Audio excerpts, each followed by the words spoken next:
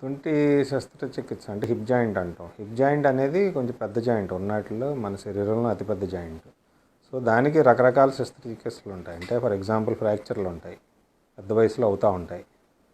తుంటి ఎముక అనేది మోస్ట్ కామన్ ఫ్రాక్చర్ అనమాట.